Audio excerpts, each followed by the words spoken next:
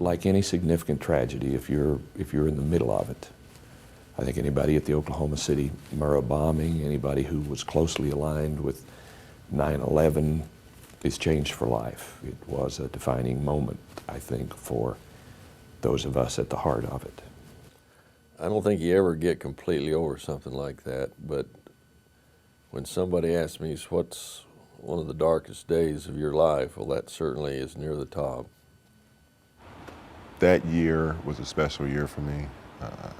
You know, all those people helped make that special.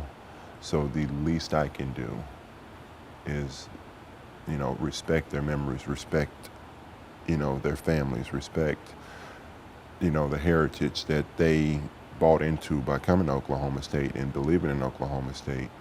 You know, the very least I can do is just come back and pay my respects and always honor that. God willing, I will never forget.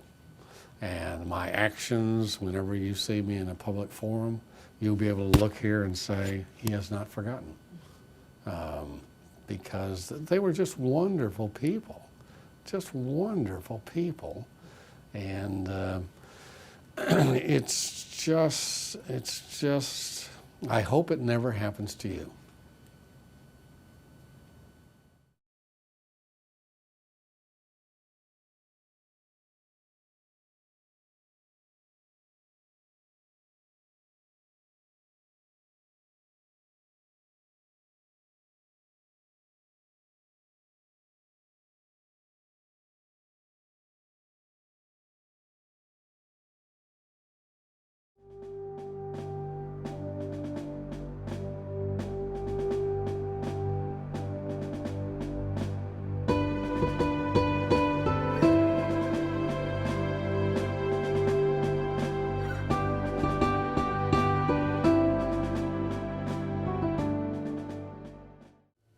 Disbelief, shock, grief. It was a difficult first several days. When we landed there at the airport in Stillwater, well, they said that one of the planes had some mechanical problems and they had to go back to Denver. And I didn't think anything about it. Then, probably 45 minutes after that, I got a phone call from a federal authority and said the plane had gone down and that there weren't any survivors. You know, that night I get a knock at the door and it's Ivan, Jack, and David telling me, you know, and it's raining outside, and they're telling me you need to come to the office when the planes went down. And I'm like, yeah, I know. They told us before we left the airport that one of the planes had some issues and had to go down. And it's like, no, one of the planes crashed. And I'm like, I'm just like dumbfounded. And I look back at Dan's room and it's like, oh crap. And my brother and my husband were sitting there, and as I walked in, they turned around. I said, hi, and they turned around and looked at me, and I knew something had happened. At the same time on the TV, I saw a plane crash. And Dan turned around and said, Marilyn, your boys have gone down. And I immediately thought it was my own son. And he said, it's not Brad, but it's your other boys. And I knew then that it was, I think about it to this day, I can see it as if it were yesterday. My heart just plummeted. But I can remember Michael Noteware from our media relations office and I making a list of who we thought could have been on that plane. And we went out in the parking lot and started checking cars. And I still have that piece of paper because, you know, if we marked you out, it was a good thing. That meant that we could confirm you were at home. But if your car was in the parking lot or we knew Bill Tegans was on that plane, we just continued to piece it together and find out what 10 we had lost. We will remember. And along the way, I've asked myself, what are we really remembering? But Dan and Nate, like I said, my freshman year, they helped make my freshman year great. You know, all the success we had on the court wouldn't have been worth anything if, you know, going over to Bennett just was so much fun. You know, Christmas break, you know, campus pretty much shut down. and we have a whole floor to ourselves. There's like nobody on the floor, on the second floor in Bennett on that side, and we're just running around. We had water gun fights in the hallways, throwing water balloons, dumping water on people, chasing people around with buckets of water. You know, basketball players were on the fourth. I mean, that year was, my freshman year was probably one of the best years of my life. I mean, it was just everything that could have felt right did. You know, everything on and off the court was great. I was at Eskimo Joe's with Bill Tegans after a game that the Cowboys won, so we're all in a good mood, and our producer engineer Joe Riddle was there, and this beautiful blonde student came up to Bill Tegans and said, Mr. Tegans, can I have your autograph? And Bill, you know, the way he was, I mean, he was always making fun of himself, but he kind of looked at us with that deadpan look like, look at me, I'm somebody. And she grabs a napkin and he starts to sign it, and she goes, this is great, because my grandmother just loves you. And we just started rolling, and we never let him forget it. So I definitely tell that story more than just once a year. Once you experience a tragedy like this, you react to the circumstance that is at hand. You know, the more comfortable we got on the court, I think the more comfortable we were with ourselves and what was going on. So definitely being able to get out there and, you know, vent for 40 minutes, you know. It was just like, those 40 minutes on the court were probably the most normal minutes in the course of a week or the course of a day, or, you know, whatever it was. Those 40 minutes on the court were probably the most normal, because you were doing what you normally did. I think if we really concentrate on basketball and make these guys understand that these guys would want you to do your very best and go and continue to win ball games. And I tried to make the players understand that this could be a little bit of a healing process. If we go out there and really continue to give everything we have, it's a tribute to these guys, because this is what they'd want us to do. In a lot of ways, how they reacted lifted the rest of the OSU community. And that was a difficult thing, because they were under such a microscope. It would have been very easy to just fold the tent and go home. But they persevered, and I think honored the fallen guys with their courage. I was really proud of them. I mean, after this situation that happened, you know, we played the games hard. You know, we made it to the tournament. We didn't. You could tell that the plane crash really affected the tournament, but they still had the courage and the strength to go out there and play that game. And even though they lost in defeat, they never gave up. So basketball was really a big key after that accident. It aged him.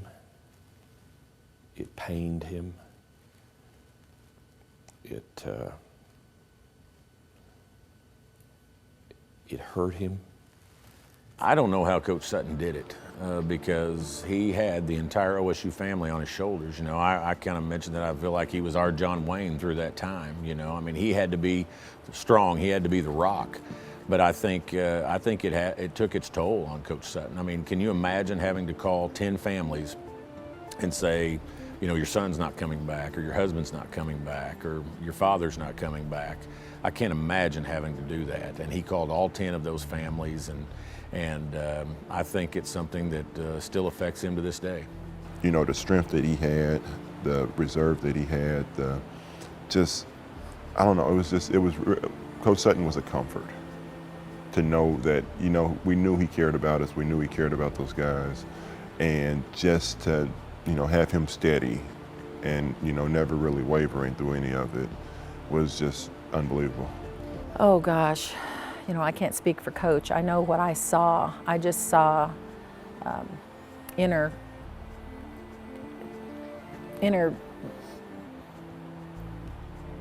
turmoil. I don't think he can't get over it. No, none of us can get over it. It's just, again, I go back to you get through it, you don't get over it. You know, Eddie Sutton he sort of aged along with me. When I first started covering Eddie Sutton, I was a young man. And now I'm getting pretty old, and I look at Eddie, and he's getting pretty old. And if you ask me when was the big jump for Eddie Sutton to become an old man, I think it was in January of 2001. And I think I mellowed a little bit even in the treatment of players. I was always pretty hard-nosed on players. I mean, because Mr. Ovid was that way, and not that, because we always try to treat our players like they were our children. And if you're a good parent, that doesn't mean that you don't get on them once in a while and you try to give them a set of values that will allow them to be successful when they leave your program. But in some ways, maybe I displayed more affection to some of those players after that. I probably didn't yell quite as much at players as I did at one time. I know some of my older players would come back when they were those last few years when I was coaching, and gosh, coach, you mellowed. You're not nearly as tough as you used to be. The cowboy never touches the ground with his hat unless he's been bucked off his mount or unless he is deeply grieved. It's a wonderful memorial, and when you look up there and see all those guys, it's I always have a smile because it'll make me remember something that was really we did that was a lot of fun. You gotta stop. You have to, because it's, to me, it seems like there's always someone saying something to you, like regardless of which 10 it is. Like one is always, you might pass by one and they say something to you, and you just have to stop and just just listen to what they have to say, or just have a moment of silence, because like them 10 guys put their life on the line for us. But time goes on, and I see that in the recruiting process. We'll go by the memorial and people will say, now what is this? And I think, oh, did you not know what happened? I mean, in my heart's still there. I see it every day as I walk into my office. And every day I look at them and say hi to them, and it's there. We don't have a movie like We Are Marshall that keeps everybody attuned to what happened in that particular instance. So I just want them to remember and never forget that tragedy can happen very quickly, and when you least expect it, it's when it kicks you in the teeth. And the thing that stands out to me is either deliberately or by happenstance, every team, probably still to this day, when they go into that arena, they look at that memorial, whether by choice or by curiosity. And nobody's giggling, nobody's smiling, not a word is said. It just kind of lets those guys, realize what matters for just a few more minutes before heading out to the court. Around this time every year, I try and make it back for the game closest to the memorial, and I'll go out there and just sit and look at, all those pictures and read everything, and just think for a second. Wonder what if, it'd be. I wonder how my life would be different if, Dan and Nate were still here, or if Pat was still here, or just how everything would have played out. So, but then I think well, everything happens for a reason. Out of it all, I think we are stronger people, and we're made a stronger university that cares more about each other. You've learned something from each one of them guys that's on that plane, whether if you have met them or not. You learn something based on what they done in their life and their career. Changed me. I'll tell you how it changed me. It made me more aware of how precious life is and how quickly you can be here today and gone tomorrow. I don't think there's any question that just changed me profoundly, just absolutely profoundly, because you can be sort of wrapped up in your work and what you're doing, You think it's terribly important, and then you realize that life is a very fragile thing, and if there's anything that you wanted to do, you better do it, because you may not have the opportunity in the future. Definitely, I don't like flying. I have a serious fear of flying, even though I still have to get on planes from time to time. I'm a nervous wreck on airplanes. I can't do it. I'd rather drive. I don't take much for granted. You know, I prioritize the things that are really important. You know, some things you can do without. Some things you don't need, you know, but ultimately at the end of the day, I want to be happy. I want to make sure my family's taken care of, and I want to know that every day I show my kids especially that I love them. Well, I think we've always been a caring group and a tight-knit family, but it just made us that much tighter. You know, I think it's made us all cherish every day a little bit more, but I can tell you there's not a day that goes by that I don't think about Pat Noyes and what he meant to this program, or the enthusiasm of Bill Tegans. You know, my last conversation with Bill Tegans, he pointed at his chair and he said, "Larry, don't ever let me mess this up." He said, because this is absolutely my favorite thing to do is call Cowboy games, and don't ever let me mess it up. So I've always, you know, taken a little solace in the fact that I think he died doing what he loved. This guy sits on my desk in my library at home, and every day I rub his back to remember. We're remembering those 10 guys. We're remembering what we did to respond to the incident, but I think more than that, we're remembering what it means to be family, and what it takes to dig deeply and call out the best emotions in humankind.